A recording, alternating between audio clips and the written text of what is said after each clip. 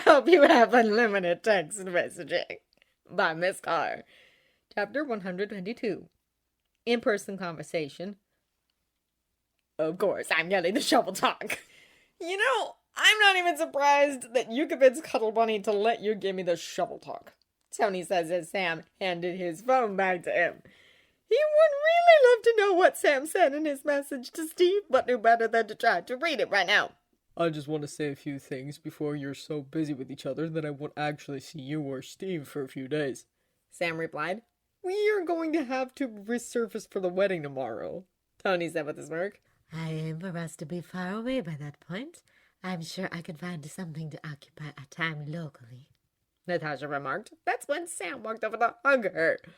I'm glad you're here. Glad to be here, Natasha said, pulling out of the hug.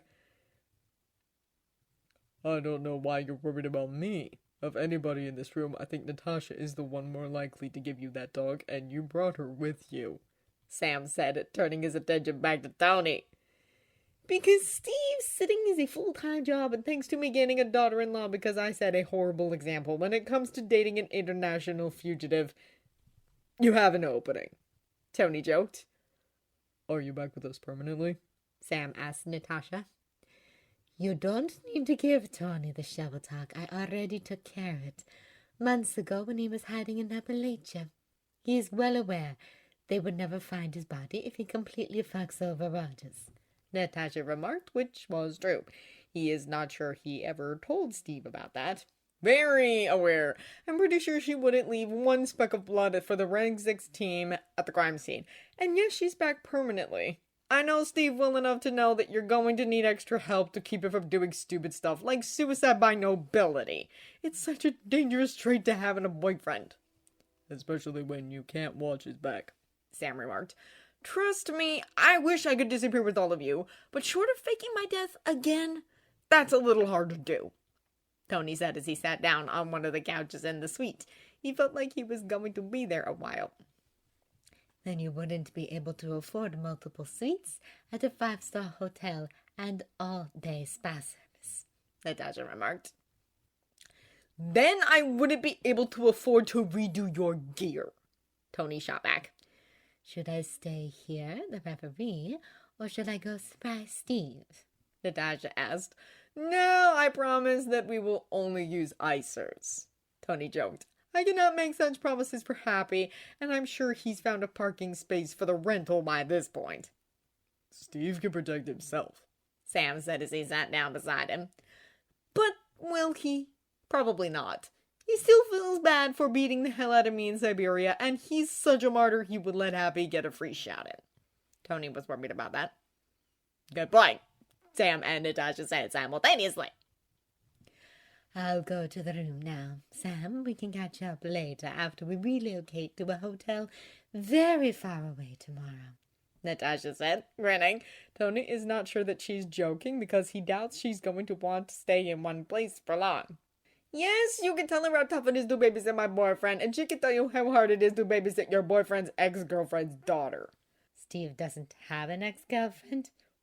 Okay, apparently May never told Natasha about dating Steve, and Tony definitely wasn't going to tell her. But here they were. You don't know about Melinda? Sam asked, better him than Tony. Melinda May? Natasha asked. She was Melinda Gardner when they were dating because she was still fresh off the divorce, but Steve said she's gone back to her maiden name. Apparently, she is Tony's handler now. Because Laura is mostly dealing with actual children, Tony added. You know, Steve isn't much for sharing. I'm sure he would have told you eventually. Okay, I'm sure May would have told you eventually. Or possibly Clint. And yet Sam already knew, Natasha said before leaving. So is this the part of the conversation where you tell me to leave your best friend alone? Or where you threaten to kill me if I break Stevie Bunny's heart? I've already had various variations of this conversation, including from somebody I changed the diaper of. Sharon was vicious, but protective. Maybe if Steve ever returned, they might become friends. I thought we already established that Natasha would be the one to kill you if you did stupid things to Steve, Sam remarked as he sat down on the couch. Tony joined him. That's been established well before we met. Personally, I'm astonished it hasn't happened yet. Romanov even knows my food allergies. I'm surprised that the slipping sunflower seeds into my food hadn't happened earlier. Steve was an absolute mess when that happened. I doubt she would want to put him through that again. I don't want to see him go through that again. Why did Tony have a feeling that Steve reacted worse than reported? Clint wasn't exactly giving details on his time with Sugar Bear. I am well aware that he had to be knocked out to keep him from coming back to the States. He also broke Clint's jaw. Lily is going to kick him in the shins if we ever figure out a way to legally get Steve back in the country. You know, one that doesn't involve an alien invasion, Tony remarked.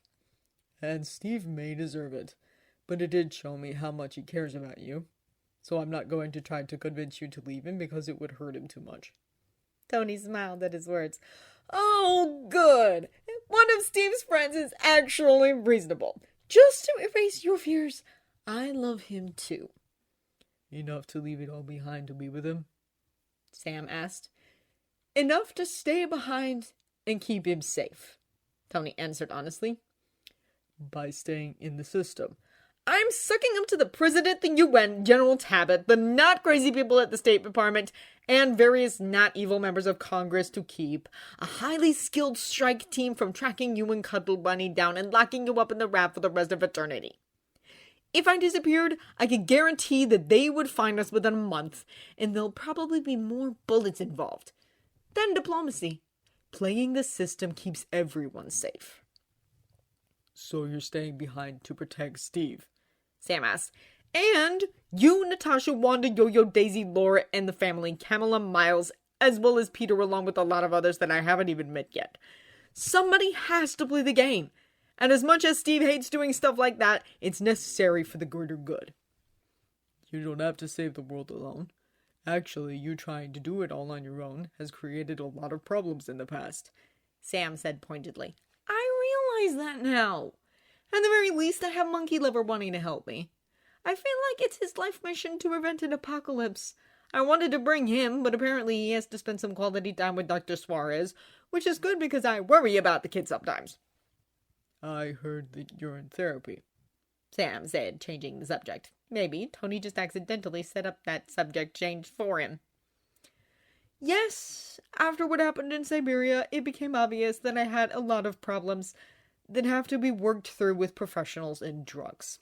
I'm not a healthy person, but at least they figured out the right medication mix, Tony joked. That's half the battle.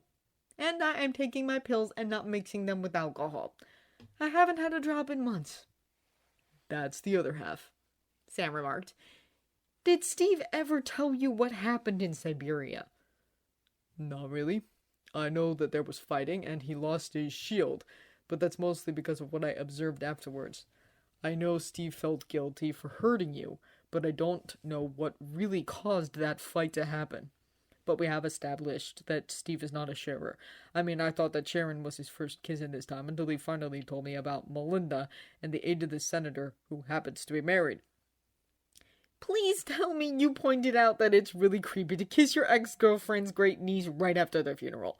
Not as bad as the married chief of staff for Senator Ward, but still awful. Mostly because the man's wife tried to kill Tony. I didn't think that they actually dated. It was just the one kiss, at least according to the history books. Sam told him. History books are often wrong. They exchanged a lot of letters, which totally explains why Steve can do this long-distance relationship thing. You encouraged him, didn't you? Mostly because I thought that Sharon was the first time he's connected with anybody romantically since the 40s. I would have behaved differently if I knew about Melinda. So he really was close to Sharon's great-aunt. Very close. She knew that he was bisexual. That was something you didn't tell people back then, Tony explained. It is something he doesn't really talk about now. I've only known for a couple of months. Again, not a sharer. I'm not really either, but we are getting better at it. I'm really trying with him, Tony answered honestly. That's good. It's one of the reasons why I'm willing to give you support. That's good. So what really happened in Siberia? I was hoping to avoid this conversation. I support Steve's relationship with you now, but I would like to know how it fell apart before. Tony sighed, realizing that he was going to have to give Sam something. You're aware that the bad guy was fucking with us. That I got. Because my murder bots killed his family. Tony confessed. That I also got. Steve told me that it was actually a US government program that you were trying to revive. And you agreed to take all the blame, even though you shouldn't have. Note to self, remind my boyfriend that he can't tell other people certain things. Although Tony doesn't remember specifically telling Steve not to tell his friends that. Also, that conversation did happen electronically, so the princess probably read it. Because if I didn't do it, S.H.I.E.L.D. would have gotten the blame, and Agent is trying to build a not evil version of the organization. Since my BFF has taken over from him, I have extra incentive to build up the brand. Tony defended. Of course you do. So what else happened in Siberia? Why did you and Steve end up physically fighting each other? This is why his boyfriend shouldn't have a professional for a friend. Laura would do this. Laura did do this, which is how we ended up getting help in the first place. The bad guy was trying to lure us there to get his revenge. He wasn't actually going to unleash an army of super soldiers on the world. He actually shot them in the head before we got there. Again, something I know. That was in the official report. And then the bad guy showed me a video file of Steve's brainwashed and crazy best friend murdering my mom and dad. Shit. I reacted badly, Tony acknowledged. Thank you, therapy. So would I. I tried to kill him. So would I. Tony could do nothing but blink at that confession. So Steve stopped you? Yes. At the time I thought it was because he loved or at least cared about Bucky more than me. Now I know it's because he cared about me so much that he didn't want that blood on my hands. I get that now, but not at the time. I have a lot of unresolved issues related to my parents' murder that I'm just now starting to work through. I assume you guys have talked about this? Sam asked. Yes. I no longer blame Sergeant Barnes for what happened to my parents. I want to find the last bits of Hydra and burn it to the fucking ground, but I don't hold it personally against him. I have found peace with it. Again, thank you, therapy. You say that now that he's tucked away in another country. What happens when he's standing in the room next to you? Would you be able to fight by his side? Would you be able to take your boyfriend having a pizza night with him? Probably as well as my daughter-in-law can handle being around me, despite the fact that I am directly or indirectly responsible for the deaths of 3 of her family members. If you do remember, she never once ran out on Avenger Pizza Night when I dropped by.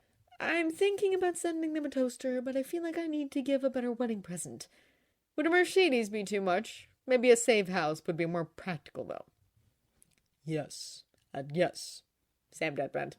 Did they actually get married? Is that even legal? More legal than Steve and me in some countries, Tony remarked.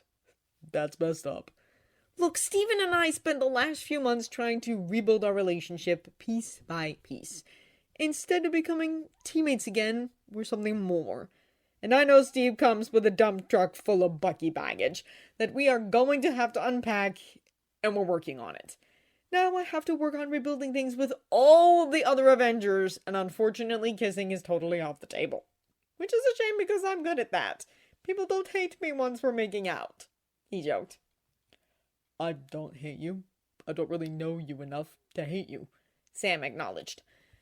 And the fact that you realize that you don't know me, even though I've been in the tabloids all my life, makes me like you just a little bit more. But that's not you.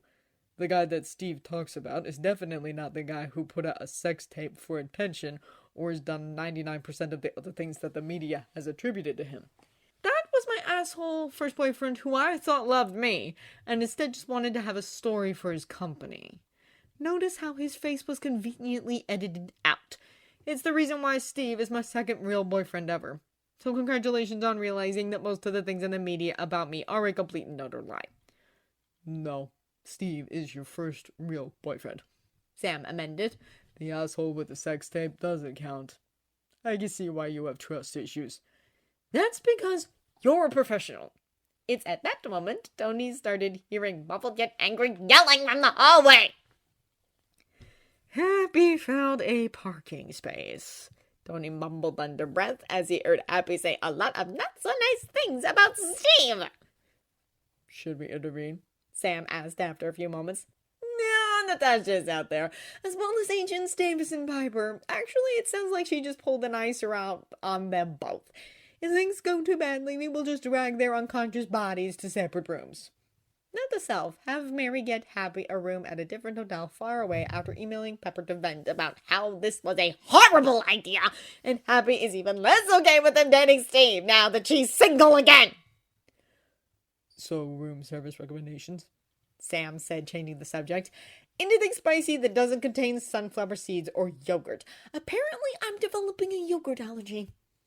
I no longer have a desire to kill you, so I will avoid those things, Sam said as he perused the menu, or at least acted like he was. Thanks. Tony gave a half smile. Was there a point when you actually wanted to kill me? Not really. Just annoyed and frustrated with you. Most people feel that way about me, Tony remarked, just as the commotion outside came to an abrupt halt. See, the yelling has already stopped, and Davis hasn't sent a 911 text message yet, nor did I hear an icer going off. I guess that's good. So we're letting this happen? Sam asked. It has to happen eventually. I'll give Happy and Steve 15 minutes, and then I'll go over to check on the idiot and my boyfriend. I'm surprised you're willing to wait that long, Sam remarked. After Rhodey, Happy is my second oldest friend. I want him to like my boyfriend. I want to give Happy a chance to work through his anger, Tony confessed. And if that doesn't happen? Then it's probably best that I'm in a long-distance relationship, and next time I don't let Pepper convince me to bring Happy with me, because she needs a couple of days to lick her wounds. I'm already planning on sending Happy to another hotel. Maybe you should make those arrangements now. Tony was already dialing Mary at that point.